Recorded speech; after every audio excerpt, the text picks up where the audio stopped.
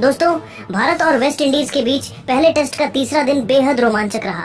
भारतीय गेंदबाजों ने वेस्ट इंडीज की टीम को क्रीज पर टिकने का मौका ही नहीं दिया और अंत में वेस्ट इंडीज ने भारत के सामने घुटने टेक दिए।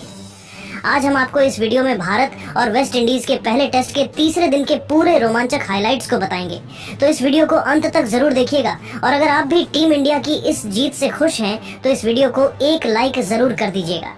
इस वीडियो का लाइक टारगेट 1000 लाइक्स है। दोस्तों, अहमदाबाद के नरेंद्र मोदी स्टेडियम में खेले जा रहे भारत और वेस्ट इंडीज के बीच पहले टेस्ट मैच का तीसरा दिन पूरी तरह से टीम इंडिया के नाम रहा।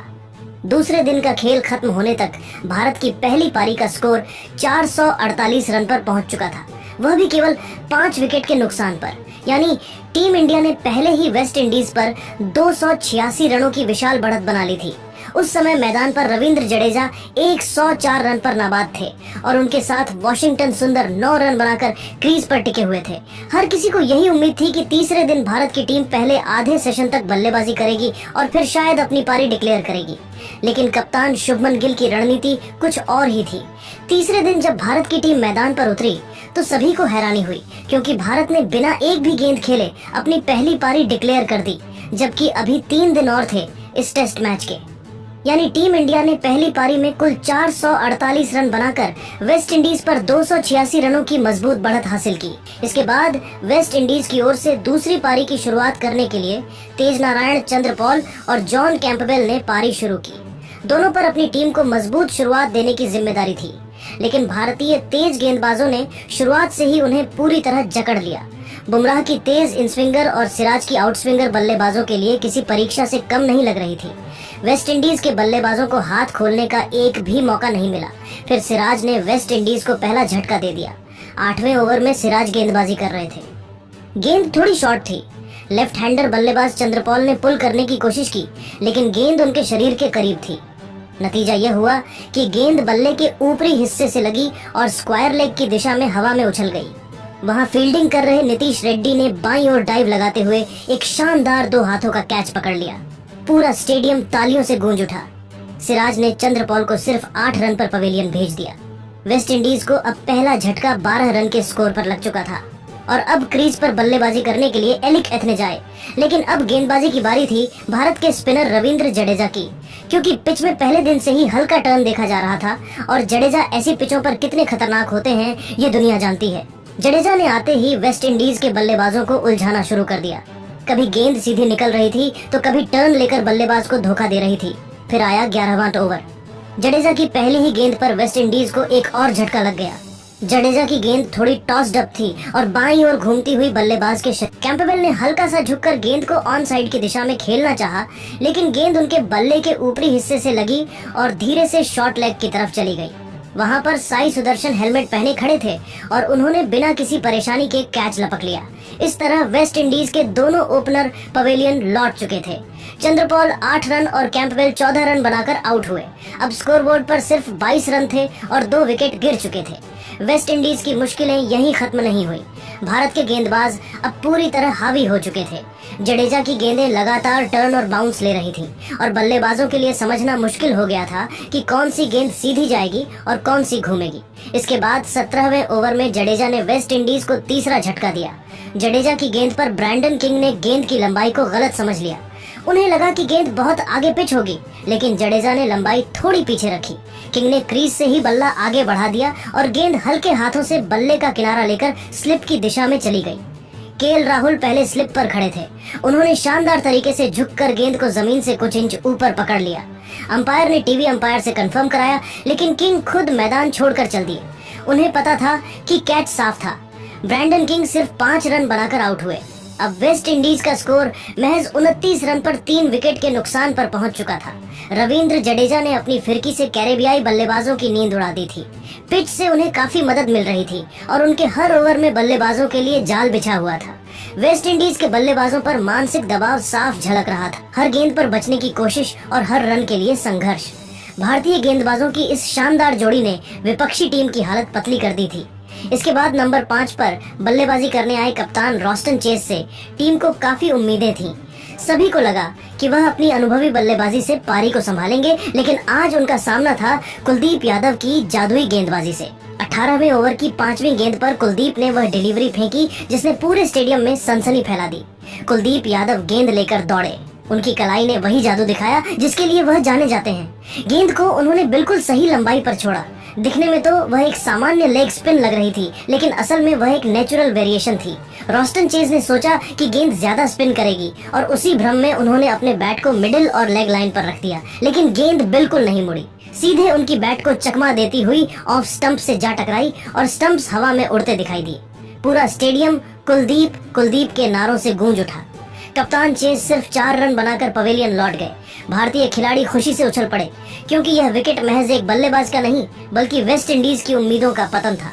अब मैदान पर आए शाई होप, जो वेस्ट इंडीज के सबसे भरोसेमंद बल्लेबाजों में गिने जाते हैं। सभी को लगा कि अब शायद वह एलिक एथनेज का साथ देकर पारी को संभाल लेंगे, लेकिन भारतीय स्पिनरों का आज कुछ और ही इरादा था। कुलदीप और जडेजा दोनों ने मिलकर ऐसा जाल बुना कि बल्लेबाज सांस भी नहीं ले पा रहे थे। हर गेंद एक पहेली बन चुकी थी। कभी टर्न करती, कभी सीधी निकल जाती, तो कभी हवा में तैरती हुई बल्लेबाज को धोखा दे जाती। 21वें ओवर की तीसरी गेंद पर जब रविंद्र जडेजा गेंदबाजी करने आए तो सबको पता था कि कुछ खास होने वाला है। उन्होंने थोड़ी छोटी गेंद डाली जिसे देखकर शाई होप ने बैकफुट पर जाकर कट खेलने की कोशिश की, लेकिन गेंद उम्मीद से ज्यादा उछली और उनके बैट के ऊपरी हिस्से से लगकर हवा में चली गई।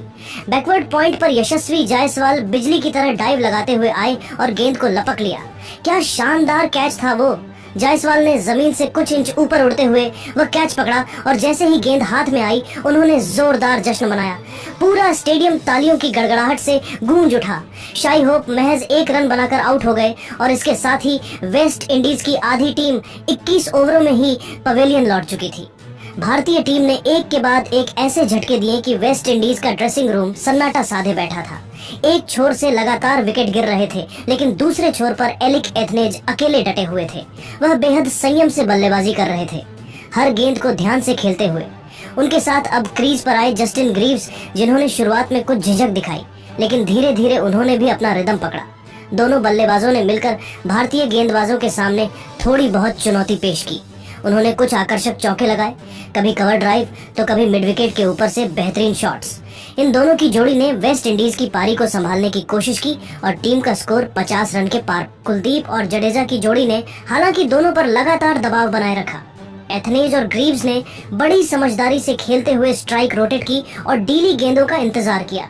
सेशन के आखिरी कुछ ओवरों में इन दोनों ने बेहद धैर्य दिखाया। बुमराह और सिराज को दोबारा गेंदबाजी पर लाया गया ताकि कोई नई सफलता मिल सके, लेकिन दोनों बल्लेबाजों ने मजबूती से डटे रहकर भारत को आगे कोई विकेट नहीं दिया। पहले सेशन की समाप्ति तक वेस्ट इंडीज ने 66 रन बना लिए थे 5 विकेट के नुकसान पर। भारत अब भी पूरी तरह मैच पर हावी था।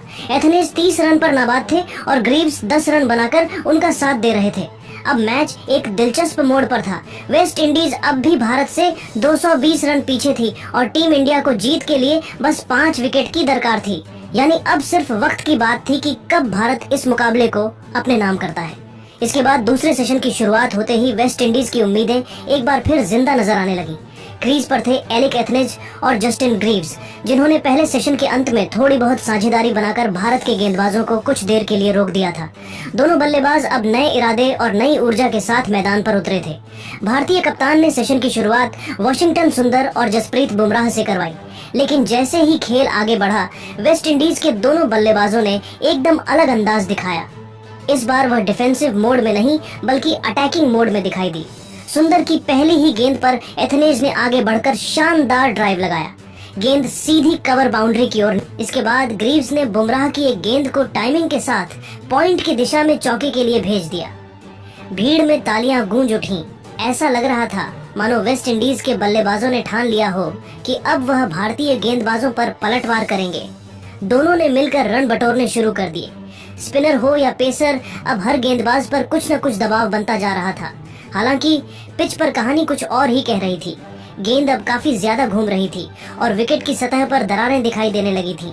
गेंदबाजों को लगातार टर्न और बाउंस मिल रहा था और बल्लेबाजों के लिए अब हर गेंद एक पहेली बन चुकी थी। इसी बीच भारतीय कप्तान ने महसूस किया कि यह साझेदारी खतरनाक होती जा रही है, इसलिए उन्होंने अपने स्पिनर वाशिंगटन सुंदर को एक और ओवर थमाया। यह ओवर मैच का रुख बदलने वाला साबित हुआ। 36वें ओवर की तीसरी गेंद सुंदर की ऑफ स्टंप के आसपास बहुत ही फुल लेंथ डिलीवरी। एथनेज ने सोचा कि गेंद अंदर आएगी और उन्होंने बैट को बंद करते हुए लेग साइड की दिशा में काम करने की कोशिश की, लेकिन गेंद ने विकेट से बाहर निकलते हुए हल्का सा टर्न लिया और बैट के लीडिंग एज से टकराई।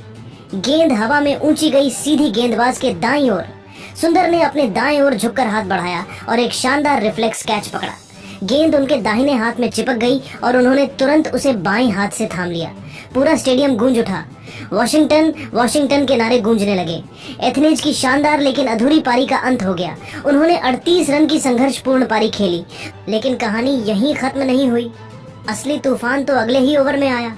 37वें ओवर की गेंदबाजी के लिए कप्तान ने गेंद थमाई मोहम्मद सिराज को, जो अपनी रफ्तार और सटीकता से किसी भी बल्लेबाज के लिए खतरा बन सकते हैं। सिराज ने ओवर की शुरुआत धीमी गति से की, मानो वह किसी जाल की बुनाई कर रहे हों। ओवर की चौथी गेंद पर उन्होंने जाल कस दिया, एक सटीक यॉर्कर। जस्टिन ग्रीव्स को बिल्कुल उम्मीद नहीं थी। फील्ड सेट था शॉर्ट बॉल के लिए, लेकिन सिराज ने चालाकी दिखाई और अचानक फुल लेंथ यॉर्कर डाल दी। गेंद ने तेजी से अंदर की ओर मूव किया और सीधे पैड पर जा टकराई। तेज अपील और अंपायर की उंगली ऊपर। ग्रीव्स हैरान थे, लेकिन डीआरएस लिया गया। रिप्ले में साफ दिखा गेंद सीधी लेग स्टंप को क्लिप कर रही थी। अंपायर का फैसला बरकरार रहा। ग्रीव्स को 25 रन पर पवेलियन लौटना पड़ा।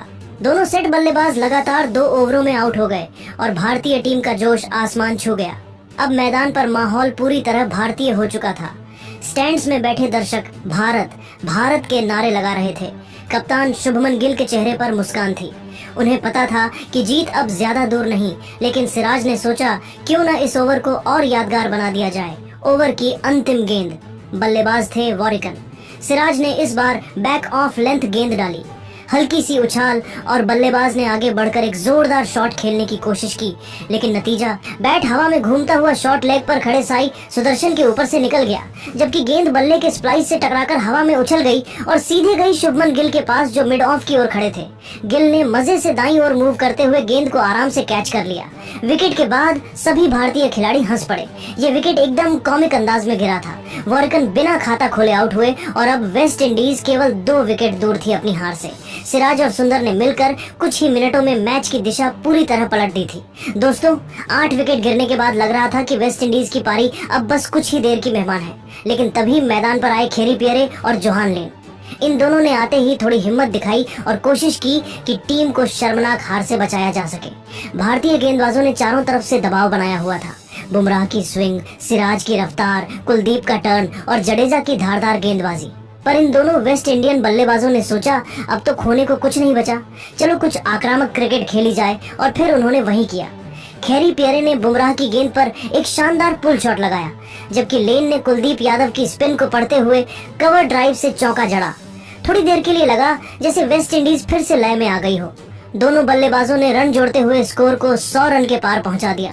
भारतीय कप्तान शुभमन गिल शांत थे, लेकिन उनके चेहरे पर एक आत्मविश्वास झलक रहा था। उन्हें पता था बस एक मौका चाहिए और खेल खत्म। फिर आया वह ओवर जिसने सब कुछ बदल दिया। 43वें ओवर में गेंद लेन सामने थे, जिन्होंने पिछले ओवर में आक्रामक शॉट खेलकर रन बनाए थे, लेकिन इस बार जडेजा पूरी तैयारी में थे। उन्होंने गेंद को हल्का एयर दिया, पिच के ठीक उस एरिया में जहां से बल्लेबाज के लिए बड़ा शॉट लगाना मुश्किल हो। लेन ने पूरी ताकत से बल्ला घुमाया, लेकिन गेंद बल्ले के बिल्कुल टो एंड से लगी और हवा में सीधी ऊपर चली गई। गेंद इतनी ऊंची गई कि सबकी निगाहें आसमान की ओर टिक गईं। डीप मिड ऑफ पर खड़े थे मोहम्मद सिराज। वह तेजी से दौड़ते हुए आगे बढ़े, नजरें गेंद पर, और आखिर में शानदार कैच पकड़ लिया। पूरा मैदान तालियों से गूंज उठा। जडेजा ने अपनी मुट्ठी बांधकर हवा में लहराई, क्योंकि यह उनका चौथा विकेट था। जोहान लेन की पारी का अंत 14 रन पर हुआ और अब भारत बस 1 विकेट दूर था शानदार जीत से। लेकिन क्रिकेट का नाम ही है अनिश्चितताओं का खेल। इसके बाद मैदान पर आए जेडन सील्स और उन्होंने आते ही सबको चौंका दिया। जडेजा की गेंद पर उन्होंने आगे बढ़कर सीधा मैदान के बीचों बीच एक जोरदार छक्का जड़ दिया। अगली गेंद पर चौका और दर्शक भी हैरान। वेस्ट इंडीज के डगआउट में थोड़ी मुस्कुराहट लौट आई। ऐसा लगा जैसे सील्स भारत की जीत में थोड़ी देर की देरी करने आए हों। पर भारतीय स्पिन अटैक के सामने ज्यादा देर टिकना किसी के बस। 64वें ओवर में गेंदबाजी करने आए कुलदीप यादव और उन्होंने आते ही खेल खत्म कर दिया। ओवर की दूसरी गेंद पर उन्होंने अपनी क्लास दिखाई। एक शानदार फ्लाइटेड डिलीवरी, बिल्कुल बैटिंग के लिए लुभावनी लंबाई पर। सील्स ने मौका देखा और पूरे दम से स्ट्रेट ड्राइव लगाया। गेंद सीधी जाकर कुलदीप के सीने से टकराई, ऊपर उछली और कुलदीप ने खुद ही रिबाउंड पकड़ लिया। भारत ने यह मैच जीत लिया, एक पारी और 140 रनों से। वेस्ट इंडीज की दूसरी पारी मात्र 146 रन पर सिमट गई। भारतीय गेंदबाजी एक बार फिर विपक्ष के लिए बुरे सपने जैसी साबित हुई। रविंद्र जडेजा ने कमाल दिखाते हुए 4 विकेट झटके। मोहम्मद सिराज ने अपनी तेज रफ्तार से 3 विकेट लिए, जबकि कुलदीप यादव ने 2 विकेट लेकर मुकाबले को खत्म किया। मैच खत्म होते ही भारतीय खिलाड़ी मैदान के बीचों बीच एक दूसरे को गले लगा रहे थे। दर्शकों के चेहरों पर खुशी साफ झलक रही थी, क्योंकि भारत ने न केवल मैच जीता था, बल्कि यह जीत पूरी दुनिया को यह संदेश दे गई थी कि टेस्ट क्रिकेट में भारत का दबदबा आज भी बरकरार है। दोस्तों, आपके हिसाब से टीम इंडिया की इस जीत का असली हीरो कौन है? अपनी राय कमेंट में जरूर बताइएगा और ऐसी रोमांचक हाइलाइट्स के लिए हमारे चैनल को जरूर सब्सक्राइब करिए। धन्यवाद।